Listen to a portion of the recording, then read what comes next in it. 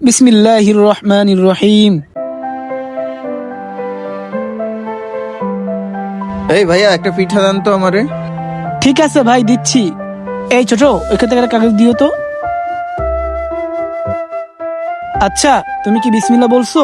না ভাই, বিসমিল্লাহ বলে তো আমি ভুলে গেছি। ছোট ভাই শোনো, বিসমিল্লাহ বলতে ভুলে গেলে চলবে না। যে কোনো কাজ শুরুর আগে বিসমিল্লাহ বলবা, আর কথাটা মনে রাখবা সবসময়, ঠিক আছে? আচ্ছা ঠিক আছে ভাই, আর কখনো ভুল হবে না।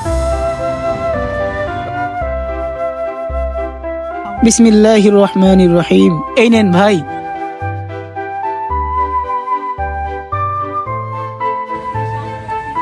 ভাই একটা চা দেন তো। ঠিক আছে ভাই, দিচ্ছি। বিসমিল্লাহির রহমানির রহিম।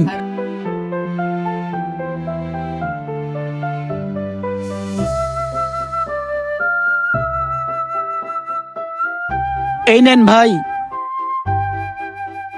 কি ব্যাপার, লোকটা বারবার বিসমিল্লাহ বলতেছে না, জিজ্ঞেস করি। ভাই আপনার একটা কথা জিজ্ঞেস করি। হ্যাঁ ভাই, বলেন। ভাই আমি একটা জিনিস খেয়াল করলাম, আপনি প্রতিটা কাজের শুরুতে বিসমিল্লাহ বলতেছেন, এটার কারণ কি ভাই? ভাই, বিসমিল্লাহ বলার অনেক বড় ফজিলত আছে। বিসমিল্লাহ বলার অর্থ হচ্ছে আমি আল্লাহর নামে শুরু করতেছি। তিনি রহমতের মালিক, আর এইটা বললে শয়তানও দূর হয়ে যায় এবং আমরা শয়তানের দুঃখা থেকে বেঁচেও যাই।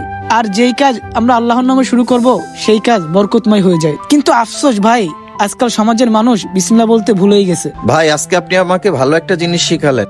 ভাই, আজ থেকে আপনিও প্রতিটা কাজে শুরুতে বিসমিল্লাহ পড়বেন, দেখবেন প্রত্যেকটা কাজেই বরকতময় হয়ে গেছে।